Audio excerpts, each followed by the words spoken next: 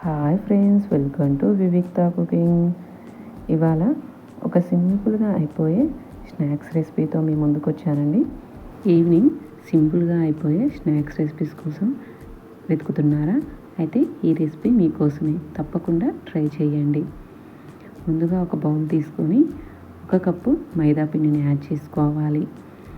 1/2 tea spoon సాల్ట్ని add చేసుకొని 1 tea spoon ఆయిల్ని యాడ్ చేసుకొని మొత్తం కలిసే విధంగా ఒకసారి కలుపుకొని కొంచెం కొంచెంగా వాటర్ని యాడ్ చేసుకుంటూ చపాతీ ముద్దలాగా కలుపుకోవాలి. ఈ విధంగా కలుపుకొని మూత పెట్టుకొని ఒక 10 నిమిషాల పాటు పక్కన పెట్టుకోవాలి. ఇప్పుడు స్టవ్ పై కడాయి పెట్టి 1 టీ స్పూన్ ఆయిల్ని యాడ్ చేసుకొని 1 టీ స్పూన్ జీలకర్రని యాడ్ చేసుకొని జీలకర్ర కాస్త చిటపటలాడిన తర్వాత 1 కప్పు దాకా ముందుగా ఉడికించుకున్న గ్రీన్ బఠానీని యాడ్ చేసుకొని స్మాషర్తో ఈ విధంగా స్మాష్ చేసుకొని తీసుకోవాలి. ఇప్పుడు ఇందులోకి 1/2 టీ స్పూన్ సాల్ట్, రుచికి సరిపడా కారం, 1/2 టీ స్పూన్ వేయించి పొడి చేసుకున్న జీలకర్ర పొడి, 1/2 టీ స్పూన్ గరం మసాలా, కొంచెం రెడ్ చిల్లీ ఫ్లేక్స్ని యాడ్ చేసుకొని మొత్తం ఒకసారి కలిసే విధంగా కలుపుకొని ఉడికించుకున్న ఒక పొటాటో, 1 గుప్పెడు సన్నగా కట్ చేసుకున్న కొత్తిమీరను కూడా యాడ్ చేసుకొని వీడియోలో చూపించిన విధంగా మొత్తం కలిసే విధంగా స్మాష్ చేసుకోవాలి. ఈ విధంగా స్మాష్ చేసుకొని స్టవ్ ఆపుకొని పక్కన పెట్టుకోవాలి. ఇప్పుడు ఒక చిన్న బౌల్ తీసుకొని 1 టీ స్పూన్ మైదా, కొంచెం వాటర్ని యాడ్ చేసుకొని మొత్తం కలిసే విధంగా కలుపుకొని పక్కన పెట్టుకోవాలి. ఇప్పుడు ముందుగా మనం ప్రిపేర్ చేసి పెట్టుకున్న పిండి ముద్దను తీసుకొని 2 పార్ట్స్గా డివైడ్ చేసుకొని తీసుకోవాలి. ఇప్పుడు ఒక ఫస్ట్ పిండి ముద్దను తీసుకొని కాస్త పొడి పిండిని తీసుకొని ఇప్పుడు పిండి ముద్దను పెట్టుకొని చపాతీ కర్రతోటి రోల్ చేసుకోవాలి. మందంగా కాకుండా అలానే పల్చగా కాకుండా కాస్త మీడియం సైజులోకి రోల్ చేసుకొని తీసుకోవాలి. చూడండి, ఈ విధంగా రోల్ చేసుకొని సైడ్స్ ఉన్న ఎక్స్ట్రా పార్ట్ మొత్తాన్ని కట్ చేసుకొని తీసుకోవాలి.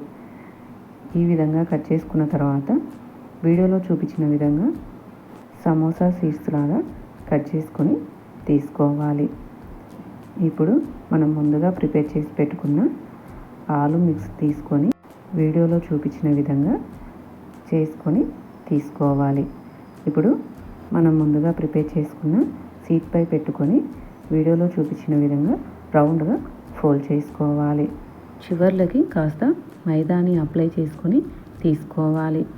ఇప్పుడు అటు ఇటు ఉన్న గ్యాప్కి మైదాతో ఫిల్ చేసుకొని తీసుకోవాలి.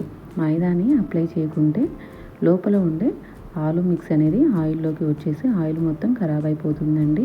సేమ్ అదే విధంగా మిగతా వాటిని కూడా ప్రిపేర్ చేసుకొని పక్కన పెట్టుకోవాలి.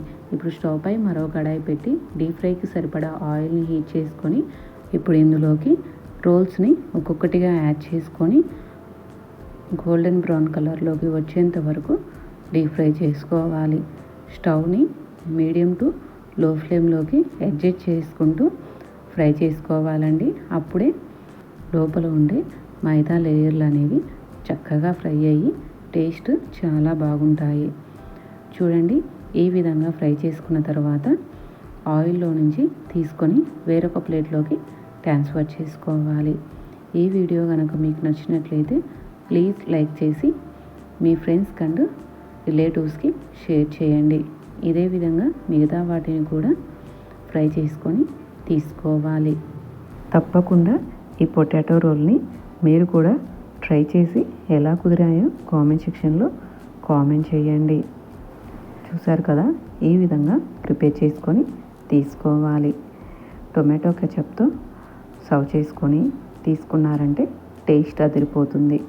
మరి తప్పకుండా ఈ పొటాటో రోల్ని మీరు కూడా ట్రై చేయండి.